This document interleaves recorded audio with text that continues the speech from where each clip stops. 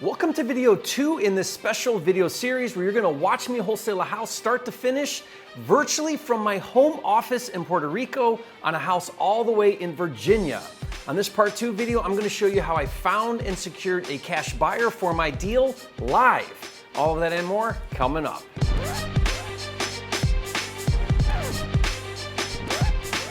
This video is brought to you by 10K Club, a program that pays you $10,000 for finding ugly houses. Learn more at my10kcheck.com. If you're new here, I'm Jerry Norton. I make millions of dollars a year wholesaling and flipping houses. And here on my YouTube channel, I show you how to do the same. So if you want to be a flipping genius like me and live your dream life, subscribe to my channel and watch my videos. I hope you're enjoying this video series. In video 1, I showed the first 4 steps to wholesaling a house, how we found the lead, how we analyzed the numbers, how we secured the contract with the seller, and how we created a list of local active flippers in the neighborhood. Now, if you missed that video or you need a refresher, pause this video right now and go watch it and then come back to this video. I'll put the link to that video in the description box below for you. One of the things I love about wholesaling is it's a very linear process. That means it's step by step from start to finish. Learn and master the steps and then put into place systems to repeat the processes, and you, my friend, have a 6 and even 7-figure profit business. And that's why I created my wholesaling and house flipping deal management system called Flipster. Flipster has everything you need to organize, streamline, and automate all of the steps to wholesaling and flipping houses. So throughout this Watch Me video series, you'll see how I use Flipster to wholesale houses. Now, if you'd like to learn more and see it in action, just go to getflipster.com. Now, doing a video series real time as it unfolds is a little risky because not all deals make it to the finish line, but I've always been very transparent and open with my videos and willing to show the good and the bad about this business. At this point in the process, I have an executed contract with the seller for $81,000. And the next step is to find a cash buyer. Following the technique I taught in video 1, I found about 10 flippers in the neighborhood and I started calling the agents that listed and sold those flippers' houses. And after calling a few agents, I found one very interested agent, and guess who it was? The agent who sold the fix and flip right next door to my deal. Now I recorded the call. Take a listen. Yes, hi Derek, this is Jerry Norton. How are you doing? Okay, how may I help you, Jerry? Calling about a property that you represented a flipper for on Effingham. Okay. I'm an investor. I've got the property right next door and wondering if your flipper might be interested in another deal. Okay, what are you looking to sell it for? Great question. So it's a little bit bigger. It's 17 something square footage. Yours was 15, and it needs everything, right? It's a full rehab. Okay. But I saw your flipper did like a full reno on yours, you know, everything new. I was hoping I could get 90 for it. 94? Yeah. Okay, and what is the address on it? The address is, Effingham. yeah, your house was on the corner to the left of mine. So mine's the first one to the right of yours. Okay, right next door. Literally next door. Do you have a contract with lockbox code on it? I do have a lockbox on it. And you can go in there and take a look at it. Closing in like 3 weeks or something. Okay. Cash only because it needs work. And do you have anything else besides that one you're working on?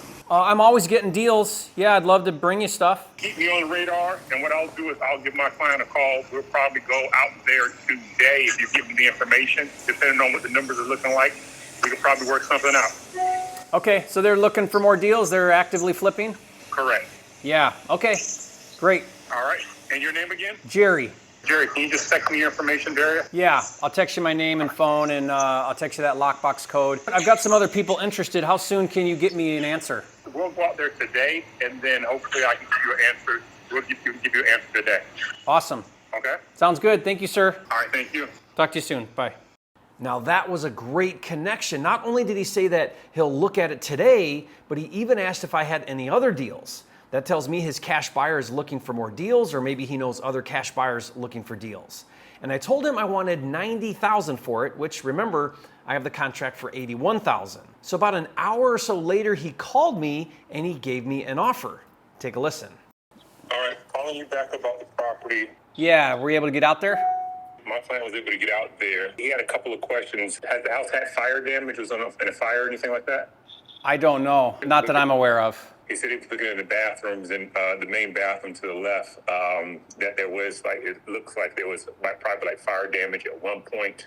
As well. He's interested in the property. I understand that you want to make 90 off of it, but he has his concerns about being on a major fairway.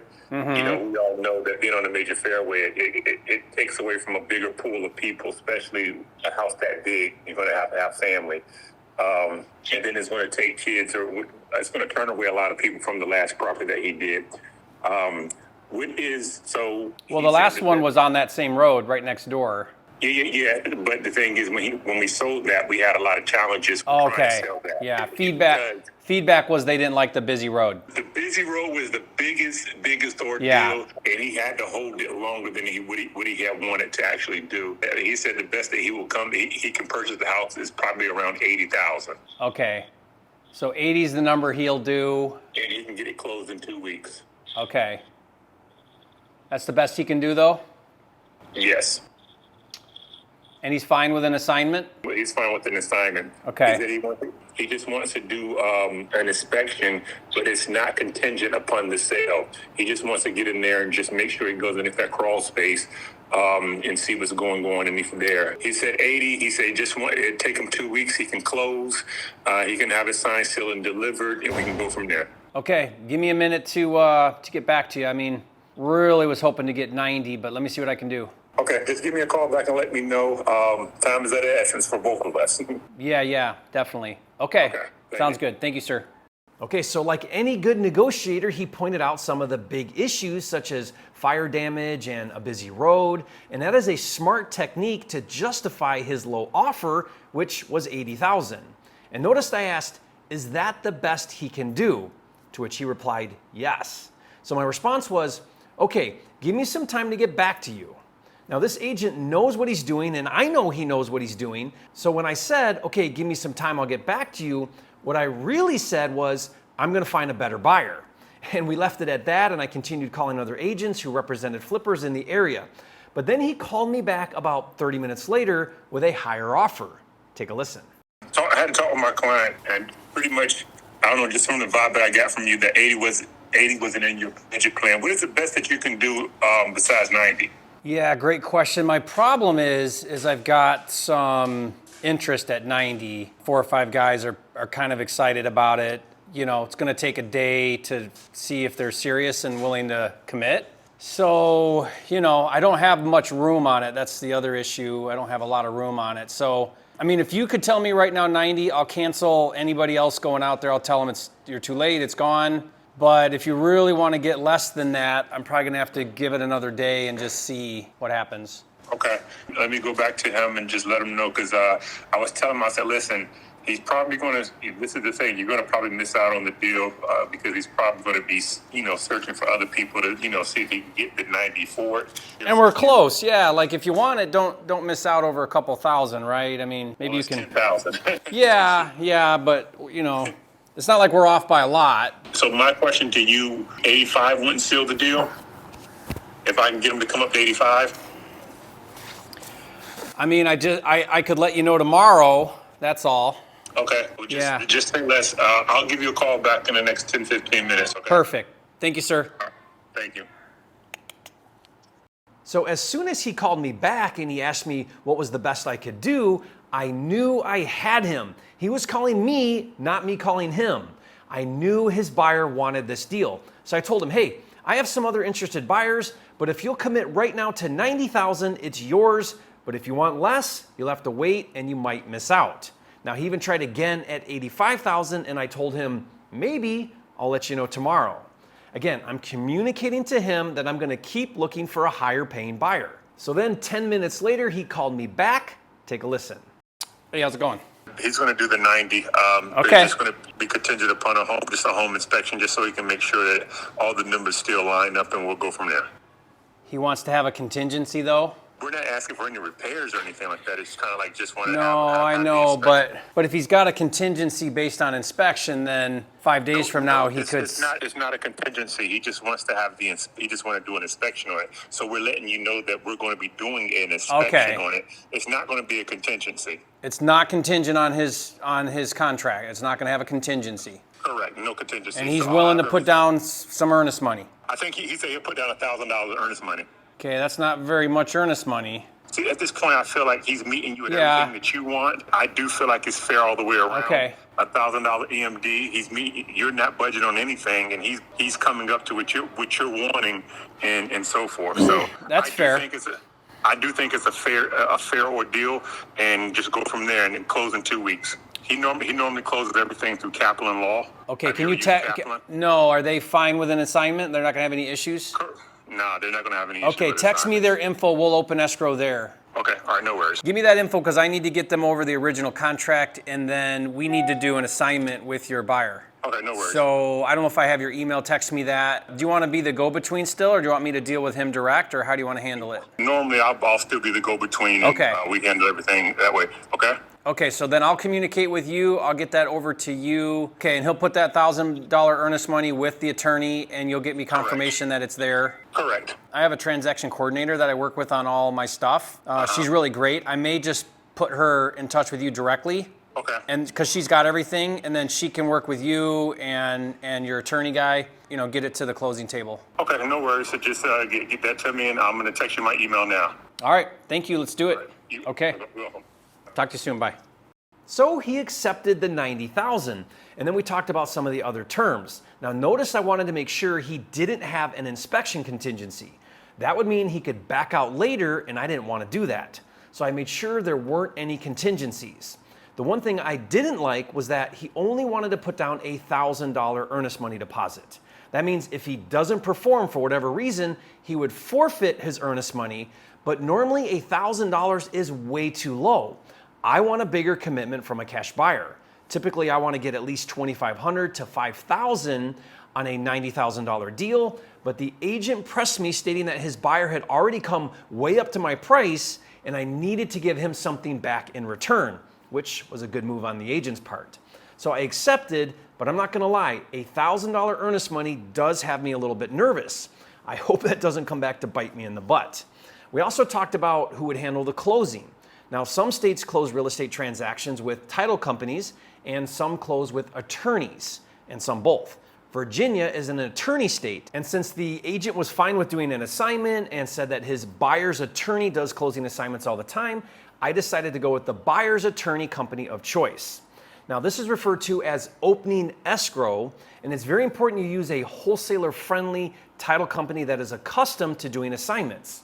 Now, I did a video that explains in detail how to find the right title company in your market. I'll put the link to that video in the description below, and you can check it out later. In order to open escrow, we need to get the fully executed contract between me and the seller, as well as a fully executed assignment agreement between me and the new cash buyer, which I'll show you in a minute, so keep watching, over to the closing attorney.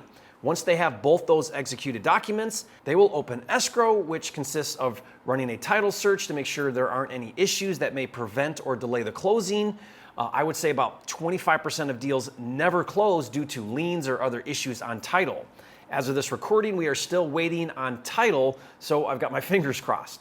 Now, assuming title is clear, the closing attorney will prepare everything so that on the day of closing, the cash buyer will fund $90,000, of which $81,000 goes to the seller and $9,000 goes to me. I mentioned in that last clip on the phone with the agent that I would have my transaction coordinator contact him. A transaction coordinator is a closing expert who reviews contracts and paperwork, handles and delivers all the documents, ensures documentation is signed by all parties, schedules and coordinates closings, opens escrow and orders title, and so on. Basically, they make sure you have a smooth closing. And my transaction coordinator team is amazing. If you'd like to use them as well on your deals, I'll put her contact info in the description box below, as well as how to get a 30% discount off of their services. Finally, let's take a look at the assignment. In Flipster, just like there is a digital contract to use with sellers, there is also a digital assignment agreement to use with your cash buyers. What's cool is you can email it to your cash buyer and he can sign it right on his smartphone or computer. Let's take a quick look at the assignment. It's actually a very simple document. Here's the price of $90,000. Here's the $1,000 earnest money. It says, if the assignee, that's the cash buyer, fails to close on time, the $1,000 earnest money goes to the assignor. That's me. Now, if you want a PDF download version of my assignment agreement, I'll give that to you for free. Just go to wholesalercontracts.com. If you want the digital version that you can email directly to sellers and integrates directly into your CRM, it comes standard with Flipster. Again, to learn more about Flipster and see it in action, just go to getflipster.com. Okay, so everything is set to go. We are supposed to close in a few days. On the next part 3 video, I'll break down the closing and getting paid. If all goes well, this will be a quick $9,000 wholesale deal on a property I've never seen before. I think all said and done, I might have a few hours total time doing this deal. Now, if you think that's pretty cool and if you found this video helpful to see the process step by step, leave a comment and say, Jerry, you are a flipping genius. And if you haven't yet, be sure to subscribe to my channel with over 800 videos. This is the #1 channel on YouTube for all things flipping, and I'll see you on the next video.